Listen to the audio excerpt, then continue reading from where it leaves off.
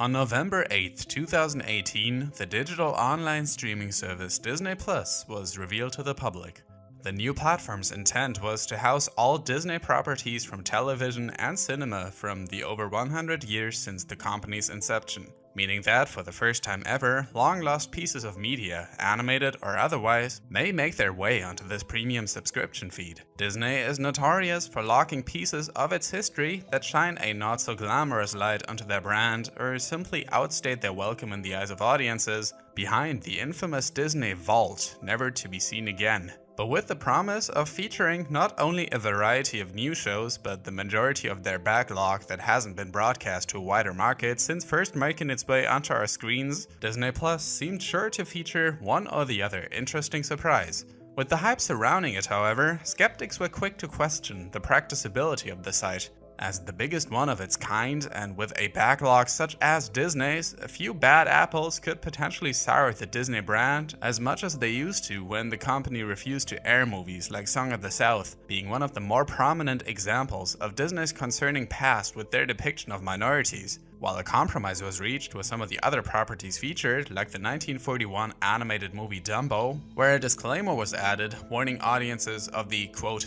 outdated cultural depictions and that the program would be presented as originally created, films like Song of the South remain unseen. Trying to distance themselves from instances like these isn't the only reason Disney chose to omit some media from the platform, however, as licensing issues, such as the case with the Indiana Jones movies, prevented them from hosting this line of films on the service from day one. In other instances, however, the decision against a spot on Disney Plus was seemingly random, as shows such as the crime investigation series Fillmore was nowhere to be seen, and as no further explanation was given as to why it wasn't featured on the site, a growing concern was starting to spread that Disney Plus wasn't going to be as all-encompassing a hub for this massive backlog of content as we had hoped, and instead only going to be going the route of other streaming services of its kind with periodical additions that would eventually replace worst-performing content. The months after the announcement of Disney Plus were filled with heavy speculation on what shows and films would be included, and as at that point, it wasn't entirely clear what Disney was implying with their promise of featuring their entire catalog, until on September 12, 2019, a free trial of the service was launched in the Netherlands, with limited content available, as is common practice to test servers of its kind and make sure things would be running smoothly at launch, which finally granted us access to the full selection of shows that were to be featured on Disney Plus. And while the amount of pleasant surprises was something of a treasure hunt in and of itself, with the official Twitter account posting a whole thread of the shows and movies to be featured, it was one show from the Disney Afternoon lineup in particular that stood out from the rest. While the Disney Afternoon block was hailed for its great selection of unique and fun animated programming, Disney's Bonkers had not been granted any of the same attention dedicated to it than the block's other shows like Darkwing Duck and The Gummy Bears, which have since even been featured in the widely acclaimed DuckTales reboot, while the last sighting of any Bonkers-related piece of media was when the show made its way onto Toon Disney until late 2004, when Disney abandoned the character entirely. Although it's easy to assume this was simply because the show hadn't garnered as big a following due to a short run, it was still a frontrunner for the Disney Afternoon block at the time of its broadcast in the mid-90s, has 3 video games to its name, and even made appearances in Disney's amusement parks. While never on the same level of adoration as many of its contemporaries, even shows with a far shorter life cycle from the time would go on to garner some sort of cult status, while Bonkers' appearances in other Disney-related media was severely limited. And even though one of the aforementioned video games was developed by acclaimed publisher Capcom, who was responsible for the critically appraised Aladdin and DuckTales NES and SNES adaptations among others, Bonkers game never made its way onto the official Disney Afternoon game collection in 2017, further proving how much Disney tried to erase all public conscience of the character. But what was it about the simple orange-furred bobcat that made Disney want to distance itself from it for so long? And what reason could there be for its sudden return? Now me? Show the cartoon! But you said to never show that cartoon. Show it!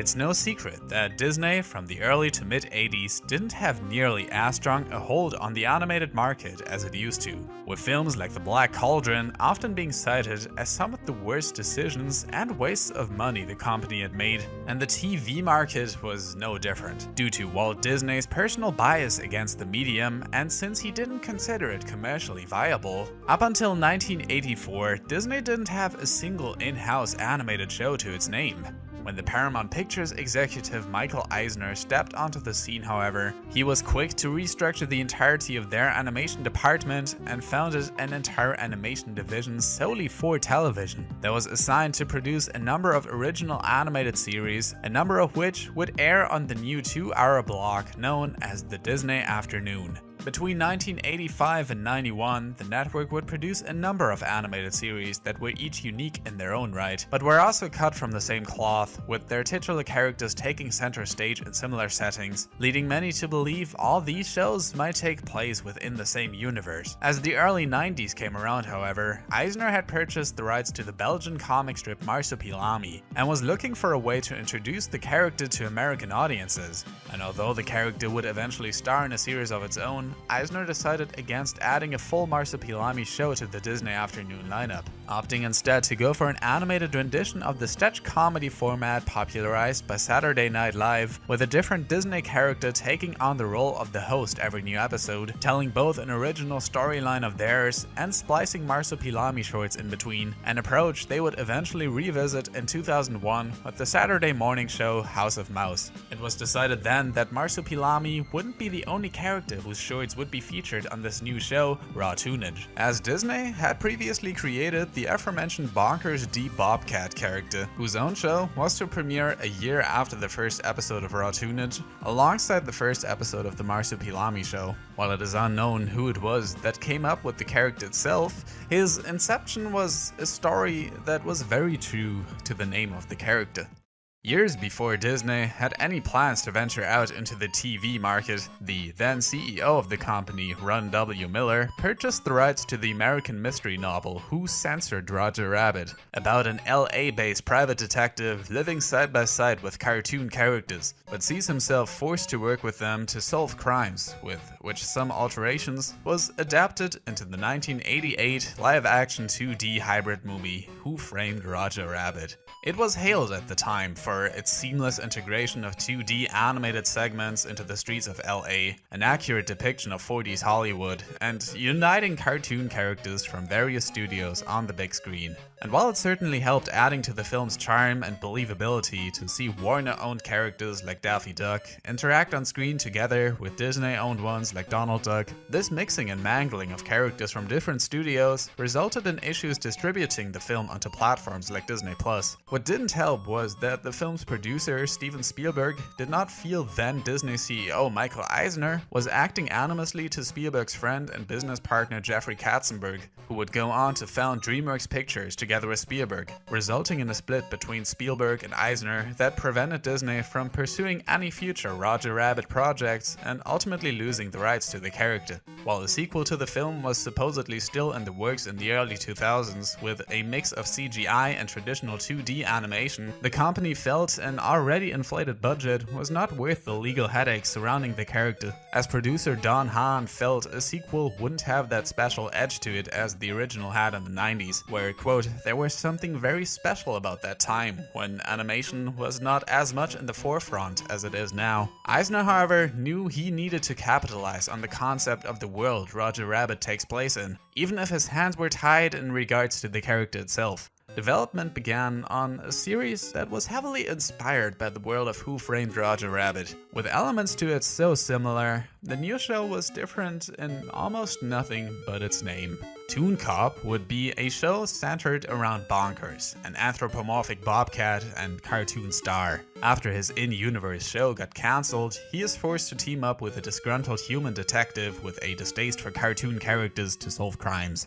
Sound familiar? To grant further insight into the matter, Gargoyle's creator and co-director on the show Greg Weisman stated that Roger certainly provided inspiration for Bonkers. I suppose one could say that if some higher up came up to us and said, "Do you want to do the TV version of Roger Rabbit?" which never happened, then we would have jumped at the chance, and most likely Bonkers never would have happened. But that Toon Cop itself, which would later be renamed to He's Bonkers the Bobcat, was never planned to center on the character of Roger Rabbit, regardless of the intentions behind the making of Bonkers, as it would ultimately be called. The show is going to join the lineup of shows after audiences got introduced to its protagonist through the Raw Toonage shorts, which took place before his in-universe show got cancelled. And though the inception of the concept behind Bonkers makes most sense when you consider the context of its release, right at the height of Roger Rabbit's popularity, there's far more to the story than meets the eye, as this basic premise of the show was not actually the first iteration of the character, and was born out of complete necessity. Looking at the footage on screen, you might have noticed the design of Bonkers slightly altering between shots, with him sometimes sporting a far droopier antennae and altering between 1 and 2 dots on each of his whiskers. And what is up with that female detective that's on screen a few times? She wasn't in the Roger Rabbit movie. That's because even though elements of Roger Rabbit already made their way into the first depiction of the series, it was actually forced into a soft reboot before even a single episode made it onto the air.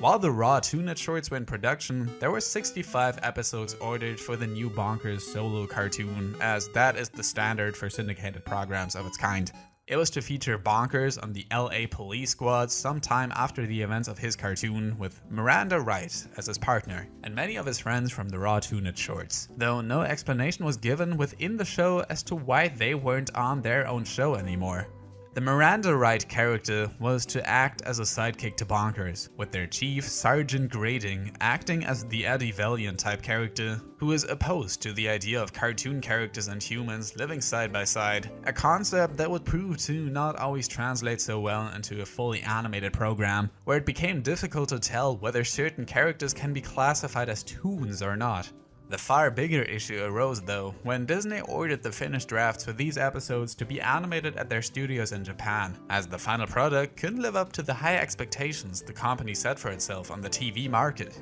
As Weisman recalls, quote, "They saw the first few and panicked. I think the main problem was overseas animation, but there were some art direction issues, a couple of minor voice issues, and some problematic scripts. But mostly, there was an overreaction, allowing problems in animation to tar the entire production. There was a long attempt to work with the current producers, but they were slow to realize the magnitude of the perceived problem. Let me be clear on that. They very rationally reacted to the real problems, which were minor, but didn't get to the extent of the panicked. They underreacted to that and continued to underreact until it got to the point where even I was thinking that we need to make a change because we could not proceed at all the way things stood." At this point, the show was already far into production and ready to air after the Raw Toonage shorts ran their course. Audiences had already been introduced to the Bonkers character with his first short, Paddle to the Metal, and Disney knew they needed the show to air not too long after the shorts, as so to avoid the character fading out of public consciousness.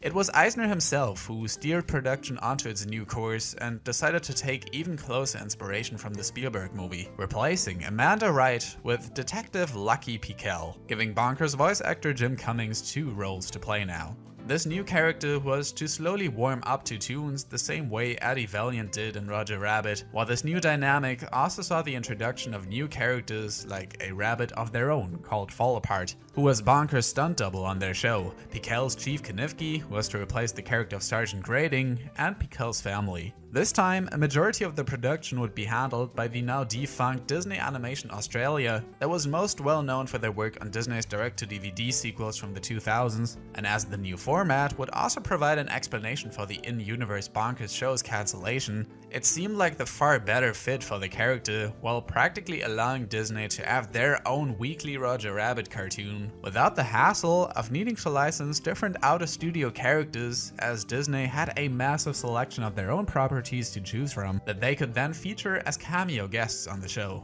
The course seemed to finally be set for Bonkers the Bobcat, But as the initial show was already far into production, it would not have made sense for the company to get rid of the episodes featuring Amanda Wright entirely, ultimately resulting in a Frankenstein's monster of a show that was unlike any of its contemporaries.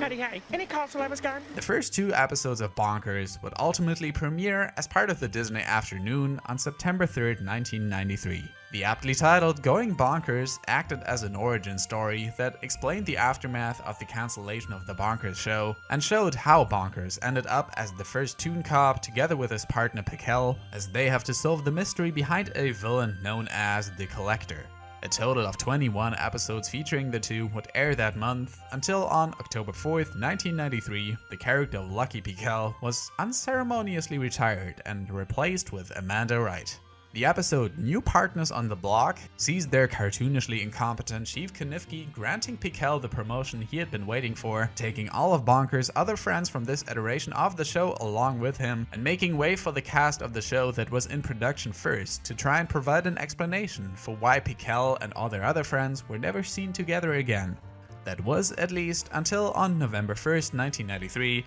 the 4th so-called series of the show started airing on the Disney Afternoon that featured the 20 remaining Pikel episodes and only saw short cameos of the characters from the Amanda Wright iteration of the show. While first bridging the gap between Pikel and Amanda's arcs, the latter never saw a send-off of any kind, resulting in an awkward transition from the Amanda Wright-centric batch of episodes to the Series 4 premiere, The Good, the Bad, and the Knifke, that only hints at continuity between these episodes when Chief Knifke gets degraded to the Toon Division and doesn't feature the Amanda Wright character in any fashion, as both iterations of the show were produced by an entirely different staff, as the Amanda Wright and Lucky Pikel episodes were usually aired out of order. But it wasn't any easier for viewers watching the show in chronological order, as there were multiple instances where a reoccurring villain from early in the production cycle was introduced to viewers through a second appearance, while there were few intersections between the Amanda Wright batch of characters and Lucky Pikel's Toon Division. Watching the show also makes it very clear why the Amanda episodes were initially shelved, as the chemistry between Bonkers and his partner is nowhere near as off the wall as the show's intro would lead you to believe. While Lucky is a near exact replica of the Eddie Valiant character from Roger Rabbit, with his deadpan delivery yet brisk reactions to the situations he finds himself in, you'd be hard pressed to find any emotion in Miranda's eyes as Bonkers gets haunted by a ghost or Pikel literally dies. The more dialogue heavy structure in the Pikel episodes is emphasized further through harsh color contrast. According to the production notes, while humans are rendered in simple, grayed hues, toons are drawn with bright primaries and no shadow colors, giving them a more two-dimensional look. Toons appear to leap off the screen as their vivid colors contrast with the muted palette of the humans. What this explanation doesn't excuse, however, is the abundance of animation errors, especially during the Miranda Wright episodes, where coloring mistakes, layering slips, and characters popping in and out of frame show how much crunch time was had behind the scenes.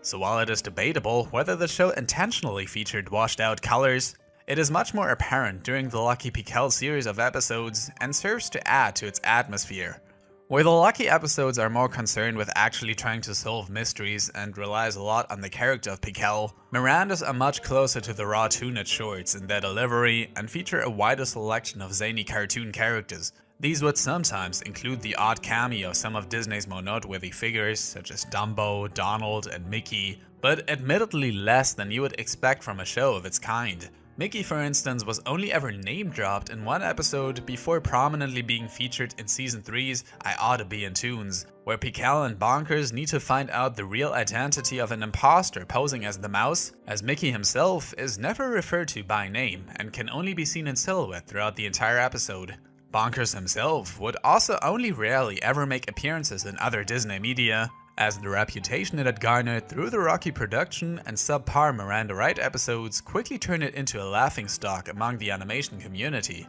One famous instance of this was the Warner Bros. Cartoon Animaniacs that aired around the same time that took a few not so subtle jabs at their rival on the Disney Afternoon. We don't need the time, just this stuff. a happy postal worker, Edible fruitcake. a funny episode of Bonkers. Despite their best efforts trying to stitch together two entirely different versions of the same show, it could not mask the glaring flaws with each, as Bonkers' voice gets quite grating to listen to after a while, and the show never made full use of its premise in either iteration. One of the more glaring instances of this took place during the episode Seems Like Old Tunes, where Pickle and Bonkers get tasked with saving a fledgling local animation studio from being demolished if it can't deliver their animation in time. As it turns out, Lucky's daughter Marilyn is quite adept at the medium and agrees to help them out by animating these animated characters and drawing a cartoon in the middle of a cartoon that in return turns into a cartoon drawn by a real-life human within a cartoon. The episode unfortunately never takes any proper measures to explain this predicament, making the distinction between cartoons and humans in the world of Bonkers even harder to pin down.